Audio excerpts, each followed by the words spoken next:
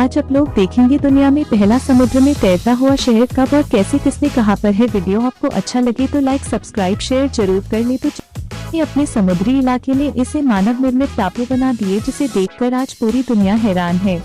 उन टापू को देखने और उन पर बसने के लिए पूरी दुनिया भर के लोग हर साल आते रहते हैं। इन टापू में से एक है दुबई में बना दुनिया का सबसे बड़ा मानव निर्मित टापू, जिसका नाम है पाम जुमेराह, जहां एक छोटे से घर को खरीदने के लिए शाहरुख खान ने 200 करोड़ से ज्यादा खर्च कर दिए। लेकिन दुबई ने जो किया उसके लिए प्रकृति ने उससे बदला लेना शुरू कर दिया है। और आज इस वीडियो में हम देखेंगे कि कैसे दुबई ने विश्व सबसे बड़ा मानव निर्मित टापू बनाया। 1990 के दशक में ही समुद्र के ऊपर मानव निर्मित टापू बनाने की योजना बना ली। समुद्र के लहरों के बीच इंसान के रहने के लिए किसी टापू को बनाना कोई छोटा मोटा काम नहीं था।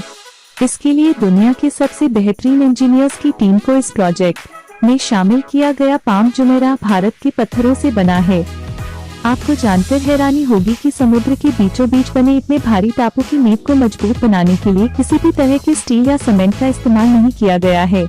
इंजीनियर्स की टीम ने इस द्वीप का आधार रेत और चट्टानों के साथ बनाया है, और यह वही चट्टानें हैं जो हमारे देश के छतरपुर में पाई जाती है, जिसे हम ग्रेनाइट के नाम से भी जानते हैं। दरअसल जब पाम जुमेराह को बनाने का फैसला लिया गया तब विशेषज्ञों ने भी यह कहा कि पाम टापू की नींव के लिए ऐसे पत्थरों का उपयोग किया जाएगा जो पत्थर पानी में भी कभी खराब न हो। जिसके बाद इंजीनियर्स ने पूरी दुनिया भर में ऐसे पत्थरों को ढूंढना शुरू कर दिया। दुनिया के अलग अलग जगह से पत्थरों के सैंपल्स दुबई पहुंचने शुरू हो गए, लेकिन ज्यादातर देशों से आए हुए चट्टानों और पत्थरों के सैंपल को फेल कर दिया गया, और उनमें से कोई भी पत्थर ऐसा नहीं था जो सैकड़ों साल तक पानी की मार को झेल सके। इसके बाद हिंदुस्तान के मध्य प्रदेश के छतरपुर जिले के पत्थरों के सैंपल को पाम टापू के लिए दुबई भेज दिया गया। आपको जानकर हैरानी होगी कि छतरपुर वाले पत्थरों को वहां के इंजीनियर्स ने पहले टेस्ट में ही पास कर दिया, जिसके बाद दुबई ने भारत से पत्थरों को मंगवाना शुरू कर दिया। उसके तुरंत बाद छतरपुर ने दुबई के उस भारी मांग को पूरा करने के लिए पत्थरों की कटाई शुरू हो गई, और जब सभी पत्थर पूरी तरह से तैयार हो गए हैं तब उन पत्थरों को छतरपुर से सबसे पहले गुजरात में भेजा गया। उन पत्थरों का आकार 25-30 फीट था और हर एक पत्थर का वजन 35-40 टन का था।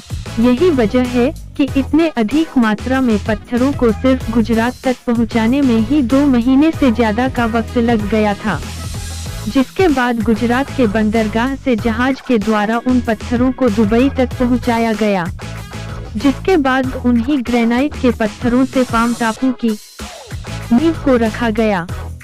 आज भी पाम टापू छतरपुर जिले से भेजे गए ग्रेनाइट के पत्थरों की नींव पर ही बना हुआ है। इंजीनियर्स बताते हैं कि जब इस द्वीप का निर्माण शुरू हुआ तो सबसे पहले 11 किलोमीटर लंबा इसका चार जैसा बाहरी हिस्सा बनाया गया, ताकि अंदर का पाम टापू समुद्र लहरों और तेज हवा को सहन कर सके। और जब टापू बनना शुरू हो गया तब इंजीनियर्स सैटेलाइट के द्वारा इसकी तस्वीरों को देखते थे कि टापू ठीक से बन रहा है या नहीं। वह सभी टापू पर लगातार सैटेलाइट के द्वारा नजर रखते थे, ताकि इस द्वीप के आगे वाले हिस्से का निर्माण सही से किया जा सके, क्योंकि अगर कोई भी गलती हो जाती है तो उस गलती को सुधारना बहुत ज्यादा मुश्किल हो सकता था।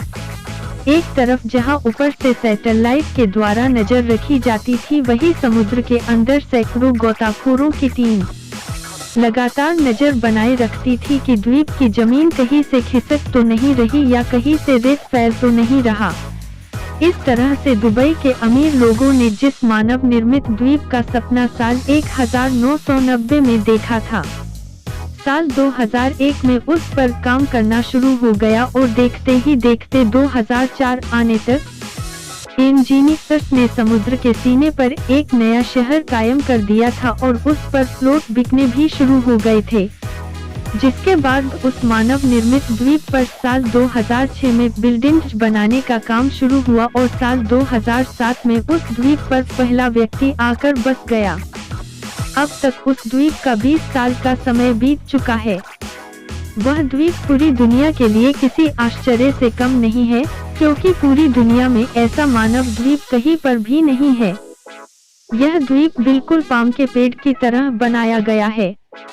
इस द्वीप की गजब की बनावट को देखने के लिए पर्यटकों को हेलीकॉप्टर का सहारा लेना पड़ता है और यही सब दुबई की कमाई का एक नया विकल्प बनता जा रहा है। उस टापू में बने छोटे से छोटे घर की कीमत भी करोड़ों रुपए में है।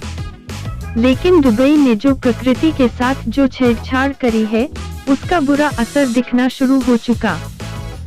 जुमेराह चाहे जितना भी मजबूत बनाया गया हो, लेकिन यह लगातार पानी में डूबता जा रहा है। दुनिया भर के कई रिसर्चर्स का कहना है कि पाम टापू हर साल 0.2 इंच के दर से समुद्र में डूबता जा रहा है और वहीं दूसरी तरफ इतने अधिक दबाव की वजह से जब भी कभी समुद्र